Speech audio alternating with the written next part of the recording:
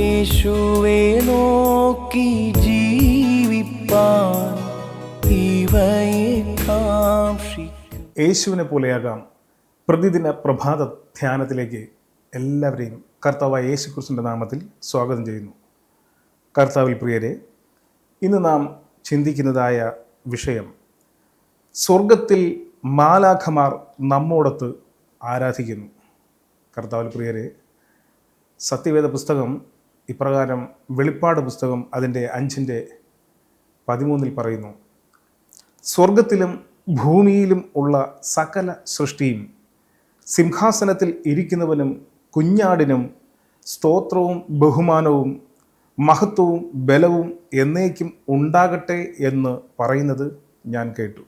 കർത്താവിൽ പ്രിയരെ, തിരുവചനം ഇപ്രകാരം നമ്മെ ഓർമ്മിപ്പിക്കുമ്പോൾ, ഭൂമിയിൽ ദൈവം സൃഷ്ടിച്ചതായ മനുഷ്യർ ദൈവത്തെ ആരാധിക്കുന്നത് എപ്രകാരമാണെന്നും അതിൻ്റെ മുന്നോടിയായിട്ട് സ്വർഗത്തിലും തീർച്ചയായിട്ടും ദൂതന്മാർ ദൈവത്തെ മഹത്വപ്പെടുത്തുകയും ആരാധിക്കുകയും സ്തോത്രവും സ്തുതിയും കരയറ്റുന്നു എന്നുള്ളതായ സത്യം നാം മനസ്സിലാക്കാതെ പോകരുത്. ഇവിടെ ദൈവത്തിൻ്റെ സഭ ഭൂമിയിലുള്ളതും ഉയരെ ഉള്ളതും ഒന്നു തന്നെയാണ് എന്നും, ഭൂമിയിന്മേലുള്ള വിശ്വാസികളും ഒരിക്കലും വീഴ്ച ഭവിക്കാതെ സ്വർഗത്തിൽ ഉള്ളവരും എല്ലാവരും ഒരു സഭയായി ഒരുമിച്ച് കൂടുന്നതായ ഒരു കാഴ്ച. സ്വർഗത്തിലെ ഓരോ ബുദ്ധിജീവിയും ആത്മാവിലും സത്യത്തിലും അതുപോലെ തന്നെ വിശുദ്ധിയിലും സൗന്ദര്യത്തോടെ ദൈവത്തെ ആരാധിക്കുവാൻ ഭൂമിയിൽ കൂടി വരുന്ന വിശുദ്ധന്മാരുടെ സഭയുടെ താല്പര്യം ഉള്ളവരാകുന്നു എന്ന് ഇവിടെ നമുക്ക് മനസ്സിലാക്കാൻ സാധിക്കുന്നു. കർത്താവായ യേശുക്രിസ്തു ആദാമിൻ്റെ പുത്രന്മാർക്കും പുത്രിമാർക്കും വേണ്ടി മരിച്ചത് വ്യർത്ഥമായതല്ല എന്നത് നമുക്കിതിൽ നിന്ന് വ്യക്തമായി മനസ്സിലാക്കാൻ സാധിക്കുന്നു. നാം എല്ലാവരും ഭൂമിയോട് സ്വർഗം എത്ര അടുത്തായിരിക്കുന്നു എന്ന് മനസ്സിലാക്കിയെങ്കിൽ കൊള്ളാമായിരുന്നു.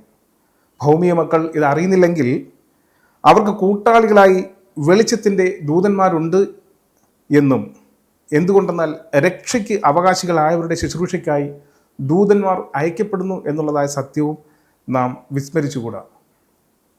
വീണ്ടും വെളിപ്പാട് പുസ്തകത്തിൽ അതിൻ്റെ 4-ാം അധ്യായം അതിൻ്റെ 8-9 വാക്യങ്ങൾ പ്രകാരം പറയുന്നു, 4 ജീവികളും ഓരോന്നിന് 6 ചിറകുള്ളതായി ചുറ്റിലും അതുപോലെ അകത്തും കണ്ണുകളും നിറഞ്ഞിരിക്കുന്നു.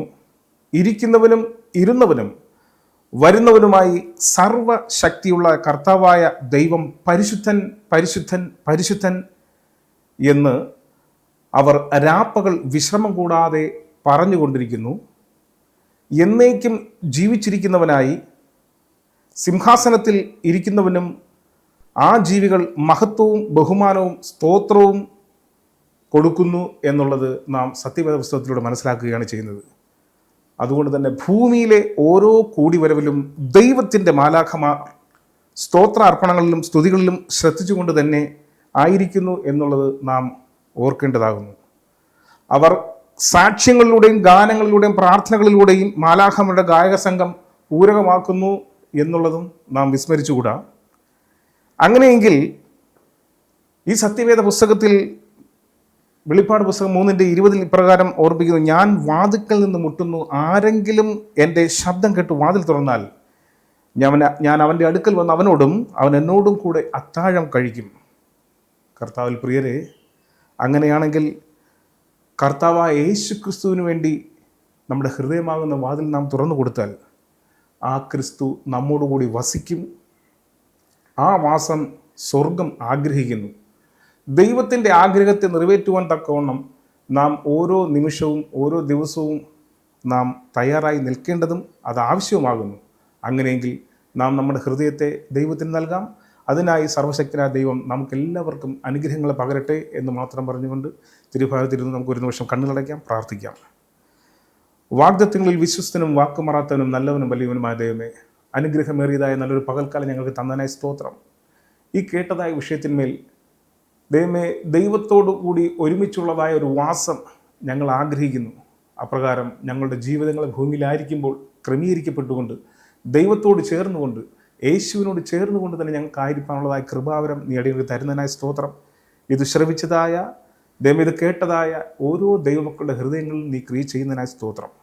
സകലതും കർത്താവെ അങ്ങയുടെ സന്നിധിയിൽ താഴ്ത്തി പരമേൽപ്പിക്കുമ്പോൾ കൃപയോടെ പ്രാർത്ഥന കേൾക്കണം സ്വർഗീയ നല്ല പിതാവേ. ആമേൻ.